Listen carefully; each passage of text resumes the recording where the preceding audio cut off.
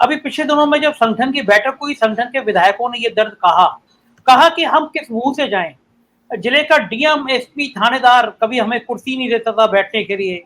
Corona काल में संतोष गंगवार से लेकर ब्रजेश पाठक तक चिट्ठी लिख लिख के थक गए कि अफसर फोन नहीं उठा रहे हैं। तो विधायकों की, सांसदों की, मंत्रियों की पीड़ा ये थी कि ब्यूरोक्रेसी ने इस सरकार को ऐसे जकड़ लिया है कि वो काम ही नहीं करना दे रही। और हकीकत बात यह है कि मैं 15 साल से 20 साल से बहुत करीब से पंचम दल देख रहा हूँ। मैंने ऐसा कमजोर पंचम दल नहीं देखा और ऐसी ऐसी बेकाबू होती है नौकरशाही नहीं देखी जो सरकार के में किसी की चलने नहीं दे रही है। कोरोना काल में दीपक जी ने बिल्कुल सही कहा। कोरोना काल में जो हाल था, गांव-गांव में लाशों के मंजर लगे हुए थे और लोग पूछ रहे थे कि क्या पंचायत चुनाव कराना जरूरी था। एक बड़ी आम धारणा है और ये है कि लोग भूल जाते हैं, पब्लिक की मेमोरी शॉर्ट होती है। मगर विनीता जी, जब कोई अपना खोता है ना तो वो मेमोरी कभी खत्म नहीं होती। जिन लोगों ने अपनी माँ, अपने बाप, अपने बेटे, भाई बहन, दोस्त को खोया है ना, वो एक सवाल जरूर पूछते हैं कि चलो ठीक है, बीमारी थी, पूरी दुनिया में बीमारी थी, मान लिया बीमारी थी, लेकिन इस बीमारी में आपने पंचायत चुनाव क्यों कराया? आपने 1500 टीचरों को मौत के मुंह में क्यों धकेल दिया? आपने दर्जनों पुलिस वालों को मौत के मुंह में क्यों धकेल दिया? आपको क्या मजबूरी थी? और देखिए, इससे ज्यादा मजाक और इससे ज्यादा विडंबना क्या हो सकती है कि मैं 95 से देख रहा हूँ पंचायत चुनाव की, जब से घोषणा हुई तब से ये पहली बार है कि रूलिंग पार्टी इतनी बुरी तरह हारी हो पंचायत चुनाव में। जो डायरेक्ट वोटिंग हुई उसने दिखा दिया कि पार्टी से लोग कितने नाराज हैं। अब हम बात में वो गुंडागर्दी करके जिला पंचायत अध्यक्ष और नगर पंचायत अध्यक्ष बना लें, अपने वो मेंबर उठा लें, वो अलग विषय है। लेकिन प्रारंभिक तौर पे ये बात साफ हो गई कि लोगों का बीजेपी से मोह भंग हुआ और गुस्से से मोह भंग हुआ। कोरोना का दर्द आज भी गांव में है। हम लोग मीडिया फेडरेटी से आते हैं, पत्रकार हैं। आप देखिए, कहीं पे भी अगर पत्रकारों का उत्पीड़न होता है, चाहे वो आपके ग्रुप का हो या ना हो, दर्द होता है यार। पत्रकारों की बेइज्जती हो रही है, पत्रकारों की इंसल्ट हो रही है।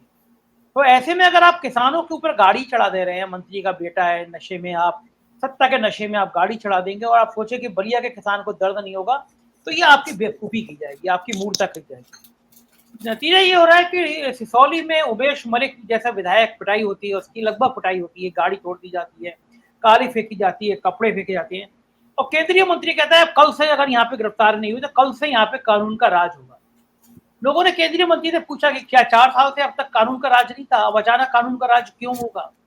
तो ये चीजें विनीता जी साफ करती हैं, संकेत देती हैं कि कहीं ना कहीं चीजें, हालात बहुत खराब हैं। भारतीय जनता पार्टी के, अभी प्रतापगढ़ में एमपी साहब की पिटाई हुई, सिसौली में पिटाई हुई, हमने देखा औलख राज मंत्री हैं, उनको लोगों ने दौड़ा दिया। ये बड़े खतरनाक संकेत हैं। अगर आपके जिले जिले में, गांव गांव में बीजेपी के कार्यकर्ता, नेताओं को घुसने नहीं दिया जा रहा है, तो जब चुनाव की दहलीज पे आप 2 महीने पहले खड़े हुए हैं तो आप सोचें कि आप बहुत सेफ निकल जाएंगे चुनाव में, तो बड़ा मुश्किल है। दूसरा, पार्टी के अंदर गुटबाजी इतनी ज्यादा हो गई थी कि बीजेपी के लोगों को लग रहा था कि शायद जानबूझ के उनकी अपेक्षा की गई हो। बहुत फायर ब्रांड नेता है रामकृपाल सिंह, बीजेपी की कार्य समिति के सदस्य हैं, पूर्व विधायक है। उन्होंने तभी कहा कि ये जो लखीमपुर कांड है, ये हम लोगों की बेवकूफी से हुआ। अगर हम तत्काल गिरफ्तार कर लेते थे, 7 दिन तक मौका नहीं देते हम उसको, मंत्री के बेटे को, मंत्री को 7 दिन तक ये मौका नहीं देते कि वो किसानों की गाड़ी ऊपर गाड़ी चला के वो ऐसे घूमता रहे, तो इतने बुरे हाल नहीं होते। तो जाहिर है कहीं ना कहीं बहुत बड़ी चूक हुई है सरकार से इन 4.5 सालों में, जो ये हाल हो गया है कि बीजेपी के कार्यकर्ता, बीजेपी के नेता उपेक्षित हैं, उनकी बात ही सुनी जा रही। गांव के लोग अलग गुस्से में हैं। कि गुस्सा और नेताओं का व्यवहार भाजपा को आने वाले दिनों में बहुत बहुत परेशान करने वाला है गीता जी, और तस्वीर हमें दिखने भी लगी। यूं ही नहीं, मैं बन जाता हूं। रोज पहले किरण का छोर ढूंढने निकल जाता हूं। धूप छांव दिन रात की परवाह किए बिना बढ़ता जाता हूं। तब कहीं उस उम्दा अनुभव को दुनिया तक पहुंचा पाता हूं। यूं ही नहीं, मैं रजनीगंधा बन जाता हूं। बिल्कुल। लेकिन संजय जी, इन सब के बीच में अगर वो प्रचार के लिए नहीं जा पाएंगे तो कौन सा तरीका अपनाएंगे? ये भी एक बड़ा सवाल है इसमें। नहीं, देखिए, प्रचार के लिए जाएंगे, सुरक्षा को लेके जाएंगे, पहले मैनेज करके जाएंगे, लेकिन जितने बेखौफ होके आप चले जाते थे, पहले मंत्री हैं, हूटर बजाते हुए आप गाड़ी में चले गए, गाड़ी में घूम लिए, अब कहीं ना कहीं उनके मन में खौफ पैदा हो रहा है कि मतलब अब जो औलख जी चुपचाप गए थे बाबा जी के दर्शन करने के लिए, जरा सा हूटर बजा दिया, पूरी गांव काले झंडे लेकर डंडे लेकर आ गया। तो पहले आप देखेंगे, आप माहौल जहाँ जा रहे हैं वहाँ के किसान कितने गुस्से में हैं, उनको मैनेज करेंगे, अपनी टीम बनाएंगे, पुलिस को लेंगे, तो तब जाके करेंगे। और ये कर्म किसी और विपक्ष ने नहीं किया, ये कर्म आपके अपने किए हुए कर्म है। दूसरा, आप किसी अखिलेश यादव को किसी के जिम्मेदार ठहरा दें, किसी मायावती को ठहरा दें, ये संभव नहीं है। ये आपके कर्म है कि आपने जो किया है कि जनता को इतने गुस्से में कर दिया है, तो कहीं ना कहीं आपको इसका नुकसान तो उठाना ही पड़ेगा।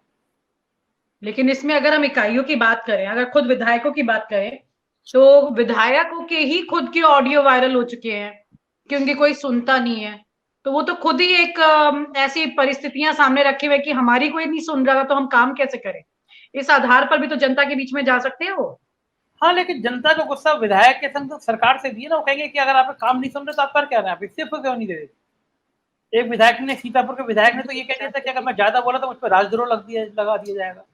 तो विधायक ये डर रहे हैं कि अपनी पार्टी में बोलेंगे तो राजद्रोह लगा दिया जाएगा, तो गांव वाले ही कहेंगे कि भले तुम्हारी नहीं सुनी जा रही, तो तुम भैया सरकार में कर क्या रहे हो।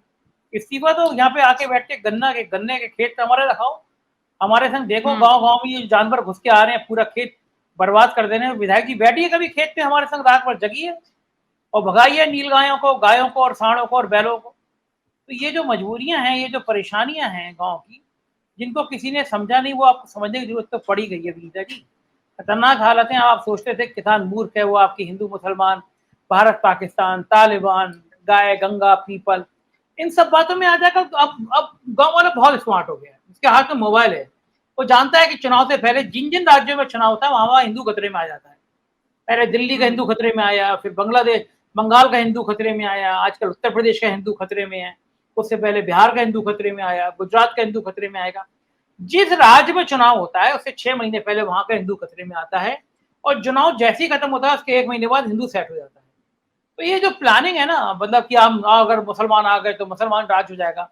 500 साल मुगल शासक रहे हैं, उन्होंने कभी ऐसा नहीं बना पाया, तो काहे का हिंदू राष्ट्र और काहे का मुसलमान राष्ट्र। लोगों को पहली बार अपने काम धंधे पे, अपने परिवार पे, रोजी रोटी पे फर्क पड़ा है। लोग समझ गए हैं कि जब बच्चा तड़प रहा है और ऑक्सीजन नहीं मिल रही है और मंत्री कह रहा है कि भरपूर ऑक्सीजन है, जब अस्पताल में वेंटिलेटर नहीं है, जब अस्पताल में दवाएं नहीं है, तब आप मखौल उड़ा रहे हो केवल। तो आप कब तक केवल लोगों की गंगा में बहती हुई लाशों को ये कहते रहोगे ये परंपरा है, ये कवायद है।